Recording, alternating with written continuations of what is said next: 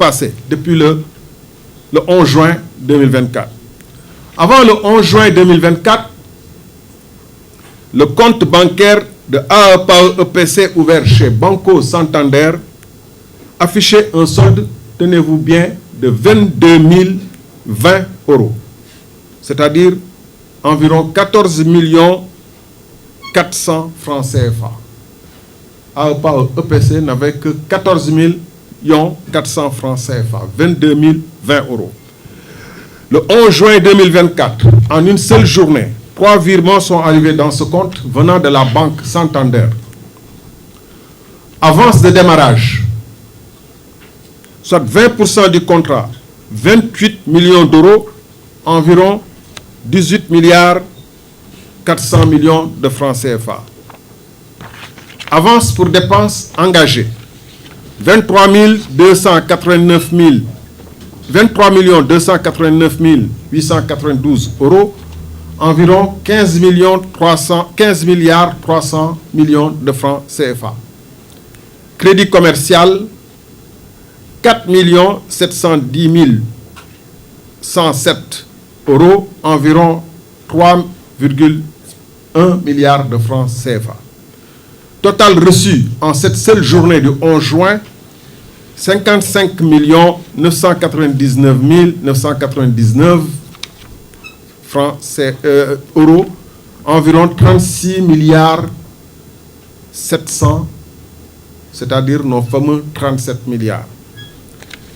Donc, 14 millions de francs CFA la veille, près de 37 milliards le 11 juin, c'est le point de départ de notre histoire. Je dois le préciser ici. Avance de démarrage signifie quoi? Comme le nom l'indique, c'est pour démarrer le chantier. C'est pour venir au Sénégal, installer le chantier comme les chantiers dans les 5 régions, comme le dit le contrat, louer des véhicules, recruter des personnels, etc., permettre un démarrage effectif du chantier. Avance sur dépenses engagées, ça sert à payer les fournisseurs espagnols qui ont dû vendre les câbles, les transformateurs, payer les poteaux béton qu'on a commandés, etc. pour le chantier. C'est là, si on doit voir des mouvements de capitaux, c'est pour effectivement couvrir ce genre de dépenses. Or, où est passé l'argent? En 48 jours, tout va disparaître. Mais jamais pour arriver au Sénégal, pour installer un chantier, pour mettre de la logistique en place, pour acheter des poteaux béton ou pour éventuellement acheter des transferts, etc. Vous allez le voir tout à l'heure, tout de suite.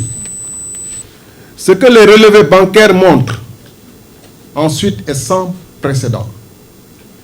Dès le lendemain même du décaissement, c'est-à-dire le 12 juin 2024, l'argent commence à s'envoler, à partir. Pas vers des fournisseurs de matériel électrique, pas vers des entreprises de travaux publics au Sénégal, vers des dizaines de comptes, dans des dizaines de directions, en quelques jours seulement. Donc, pour récapituler, le solde au 11 juin, après réception des virements de la Banco Santander dans le compte de AEPAE EPC, on a environ 37 milliards de francs CFA. En 48 jours plus tard, le 29 juillet, moins de 10 millions d'euros, c'est-à-dire moins de 6 milliards 6 de francs CFA. À peu près 30 milliards se sont évaporés en 48 jours. Solde au 27 février, date à laquelle ce compte a été examiné par la justice. Dans le compte de AEPAE EPC, où il y avait nos 37 milliards, il reste 1346 euros, environ 883 000 francs CFA. Où est passé cet argent? Donc, on a dit, ce n'est pas passé dans des chantiers, c'est pas passé dans... Les documents transmis par la banque à la justice, que la justice nous a transmis, permettent pour la première fois de cartographier avec précision où cet argent a circulé. Voici les grandes masses par pays telles qu'elles apparaissent dans les relevés, vers des comptes de AOPAO ou d'autres en Espagne, répartis dans 7 banques, il y a 139 virements. Au total, 13 657 380 euros, environ.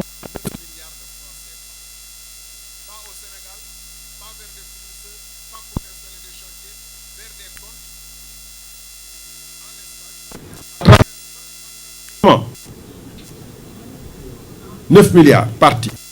Vers le Sénégal, 3 entités distinctes. Sonac, qui assurait la garantie et les cautions pour ce projet.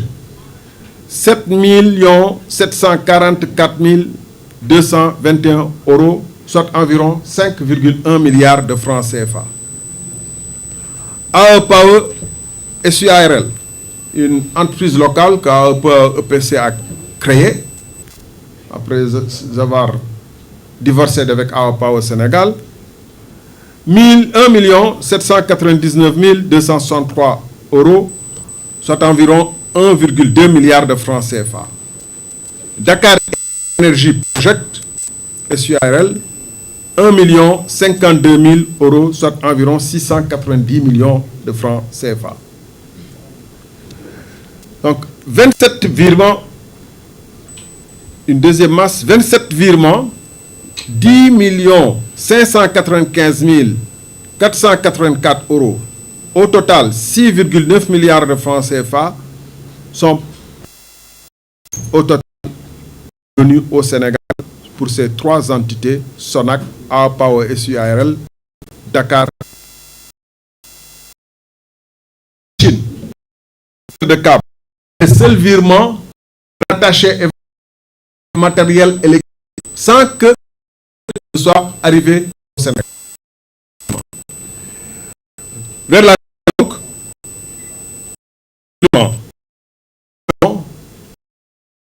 275 euros, environ 716 millions. Mais, citoyens sénégalais, est-ce que vous savez partir vers où? Vers la Côte d'Ivoire. Côte d'Ivoire, une filiale par EPC. Quand je disais qu'ils vont électrifier peut-être en Guinée-Bissau ou en Guinée, je ne savais pas que notre argent partait vers la Côte d'Ivoire. 500 750 euros, environ 332 millions de francs CFA. Vers le Togo, particulièrement, le 17 juillet 2024, près de 8 millions et demi d'euros, soit exactement 8 561 755 euros, c'est-à-dire autour de 5,6 milliards de francs CFA, ont été convertis en devises, sans qu'aucun bénéficiaire ne soit identifié dans les documents fournis par la banque. On ne sait pas pour qui. 5,6 millions de francs CFA dont la destination finale demeure à ce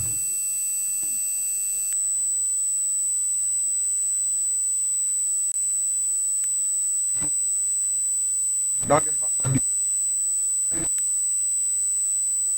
où on peut trouver peut-être des Sénégalais de l'argent dans ces localités et qui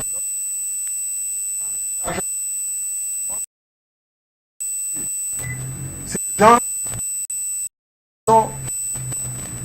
que la banque et que la justice surveillent particulièrement. Des conversions donc massives de devises sans bénéficiaires identifiables, voilà précisément le type d'opération que les enquêtes financières internationales scrutent avec en priorité, parce qu'il permet de faire perdre la trace de l'argent. C'est maintenant à la justice de dire ce que ces 8,5 millions d'euros sont devenus. Face à tout cela, une seule dépense correspond de manière claire et documentée à un achat de matériel pour un projet d'électrification rurale. 2 factures payées à un fournisseur chinois de câbles électriques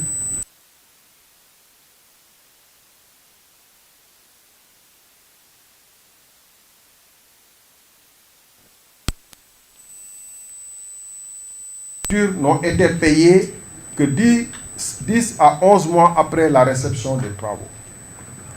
Je voudrais maintenant m'arrêter un moment sur l'affaire Sonac et les près de 5 milliards qui ont été envoyés ici pour payer des cautions.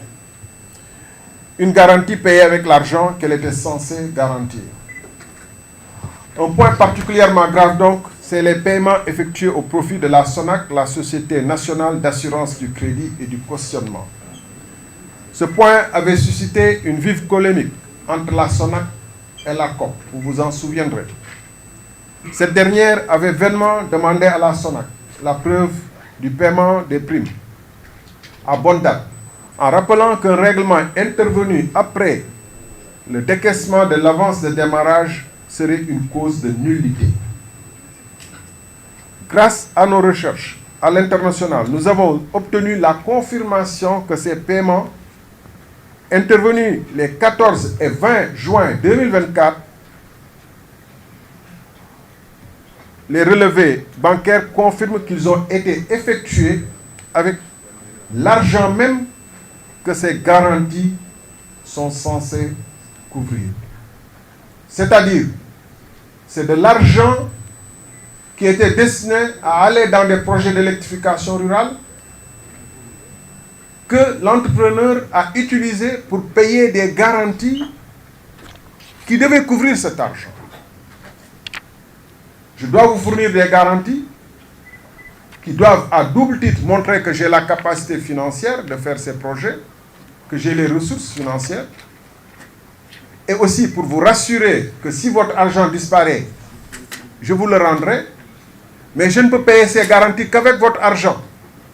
Ça n'a aucun sens et c'est pourquoi l'ARCOP avait beaucoup insisté pour dire prouvez-nous que vous aviez payé à bonne date les primes avant même que les cautions n'aient été délivrées et les garanties n'aient été délivrées. La Sonac avait refusé et le ministère des Finances avait essayé de les couvrir. Le principe d'une garantie bancaire ou d'assurance est simple.